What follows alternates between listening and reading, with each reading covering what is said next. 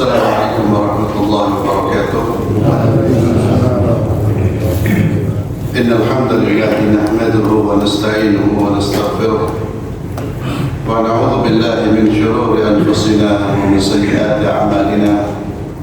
Man yahdihillahu fala mudilla lahu wa man yudlil fala hadiya lahu. Wa asyhadu an la ilaha illallah wahdahu la syarika lahu wa asyhadu anna Muhammadan 'abduhu wa rasuluhu la nabiyya ba'dahu wa ba'd. Para hadirin jamaah salat zuhur yang saya muliakan, hadis yang ke-453 dari kitab Riyadhus Shalihin dari Abdullah bin Umar radhiyallahu anhuma qala, beliau berkata, lamma ishtadda bi Rasulillah sallallahu alaihi wasallam waja'uhu qila lahu fi shalah faqala murru Aba Bakr falyusalli fi an-nas.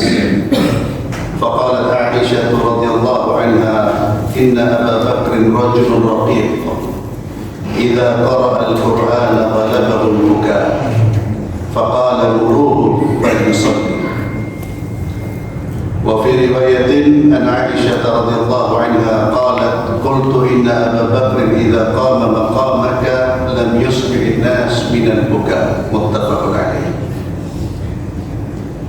Jadi ketika Rasulullah SAW sakit dan sakitnya semakin parah, maka ditanyakan kepada beliau tentang siapakah yang menjadi imam menggantikan beliau untuk memimpin salat berjamaah.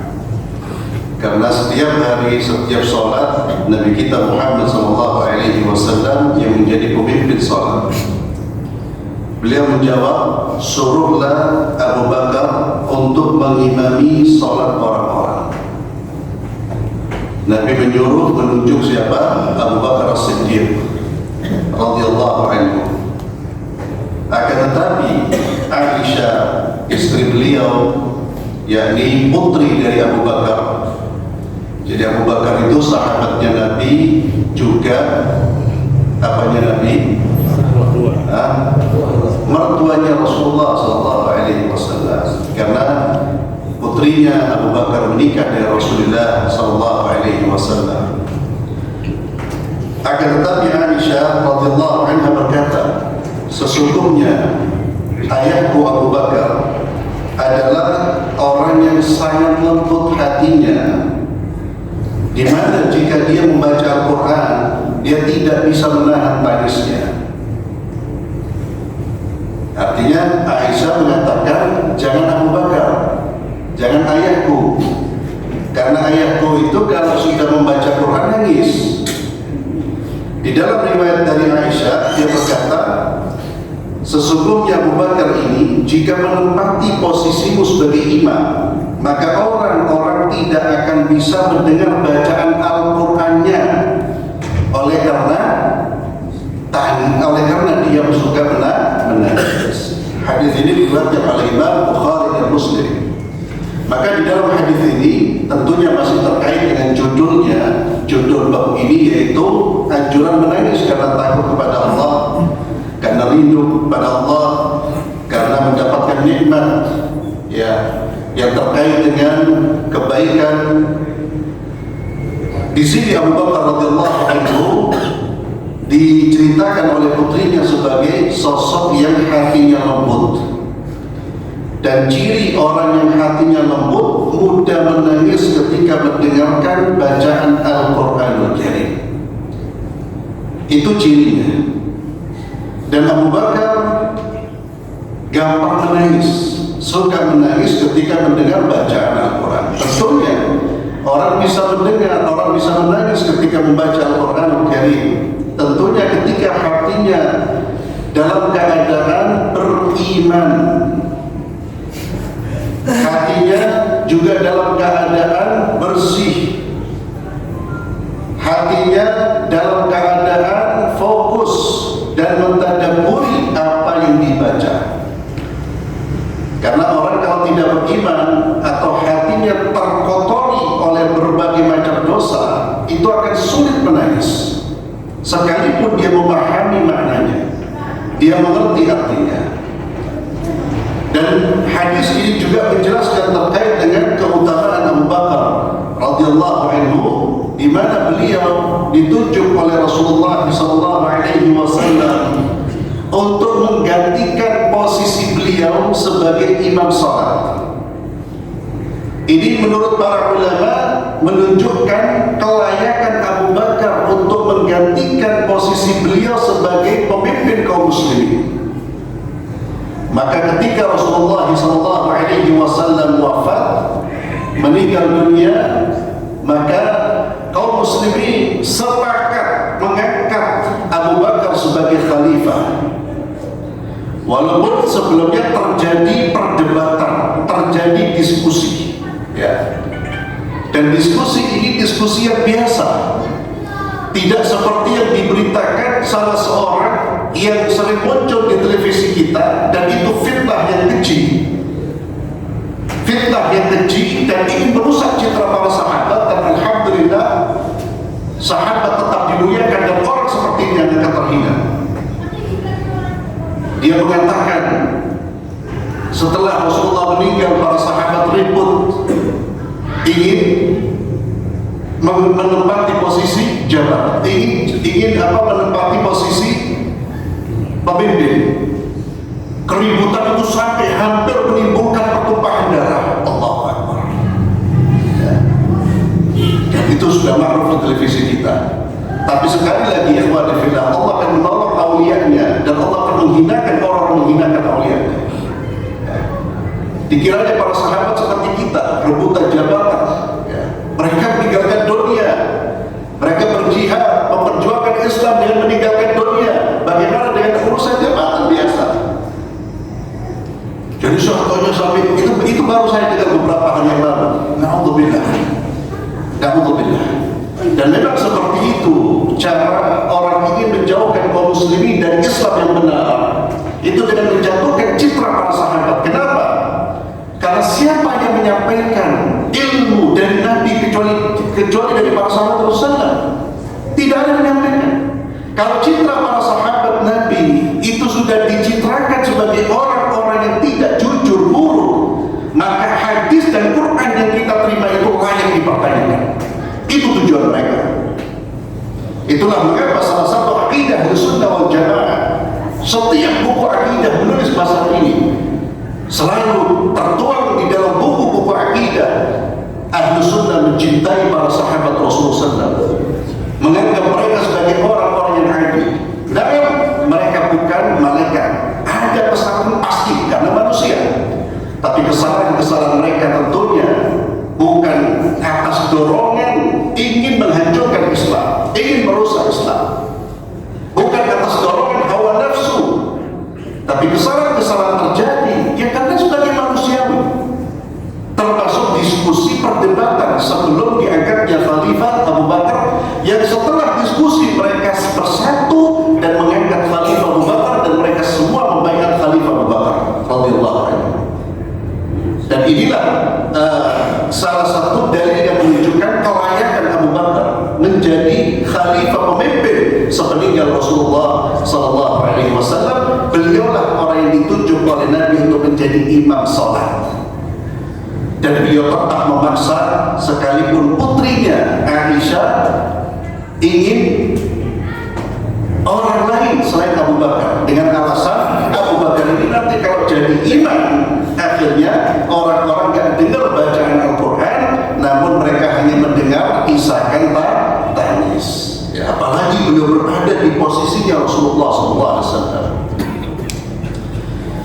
Kemudian hadis berikutnya dari Ibrahim dari Abdurrahman bin Auf, Abdurrahman bin Auf radhiyallahu anhu. Abdurrahman bin Auf ini salah seorang sahabat Nabi yang sangat kaya raya. Utiya bi ta'amin wa kana sha'ima. Waktu itu beliau dihidangkan makanan sedangkan beliau dalam kondisi puasa. Faqala, lalu beliau berkata, qutila Mus'ab bin Umair radhiyallahu anhu wa huwa khairun minni. Mus'ab bin Umair ini sahabat, Pak. Dulu beliau adalah pemuda di Mekah yang kaya raya, tampan dan sangat harum baunya, orang yang hidup dalam kemewahan. Namun ketika dia bersyahadat, mengucapkan dua kalimat syahadat, dia diusir oleh orang tuanya, sehingga dia pun meninggalkan seluruh dunia yang dia miliki.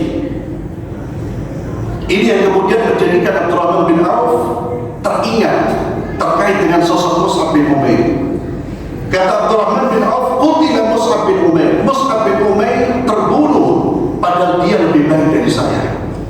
Falam yujad lahu ma yukaffan fihi illa burdatun in ghuttiya biha ra'su badat rijlah. Kata beliau, dia terbunuh padahal dia lebih baik dari saya dan tidak ada kain yang bisa dipergunakan untuk mengkafaninya kecuali sepotong kain. Jika digunakan untuk menutupi kepalanya, maka akan terbuka kedua kakinya, dan jika dipergunakan untuk menutupi kedua kakinya, maka terlihat kepalanya. Jadi kain kafan saja tidak cukup Pak Tumen. Yang bunuhnya merupakan orang yang kaya raya. Kemudian kata Abdurrahman bin Auf, dunia dilapangkan bagi kami, diberi kelapangan rezeki yang selapang-lapangnya. Atau dia mengatakan kami diberi kekayaan dunia sebanyak-banyaknya. Karena Abdurrahman bin Auf orang kaya raya.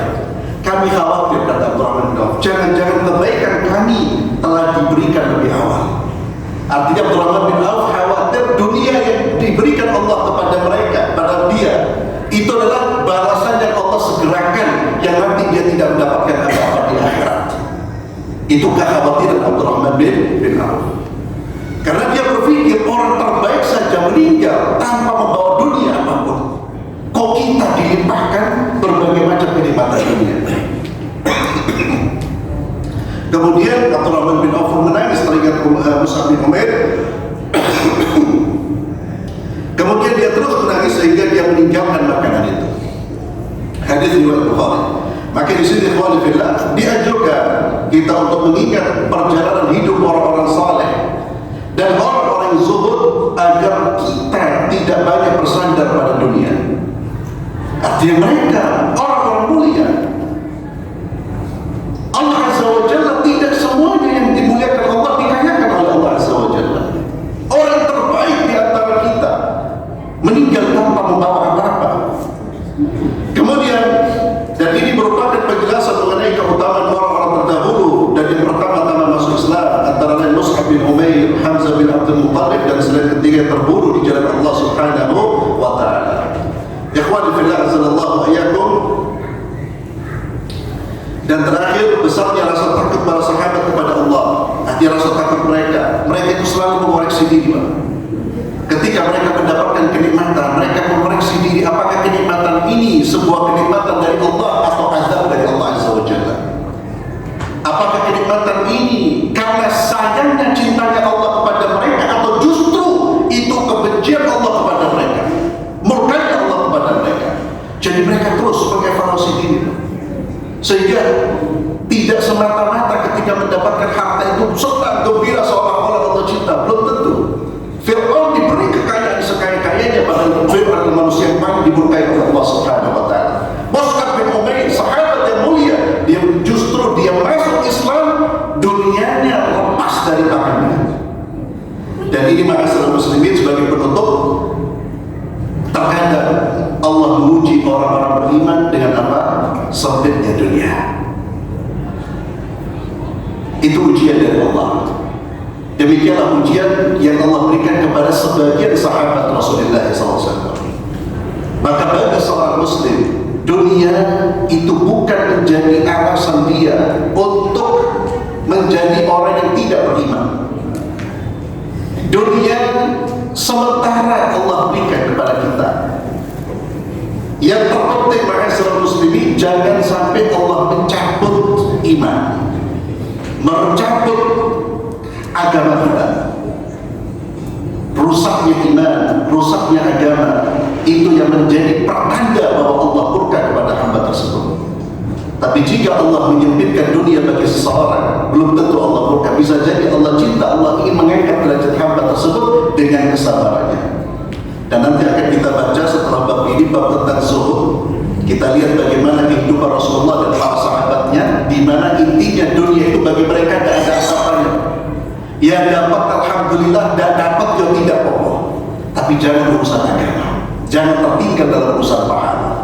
Wallahu a'lam bishawab. Kita tutup dengan doa kafaratul majlis. Subhanallahumma wa bihamdik, asyhadu an la ilaha illa anta, astaghfiruka wa atubu ilaik. Assalamualaikum warahmatullahi wabarakatuh.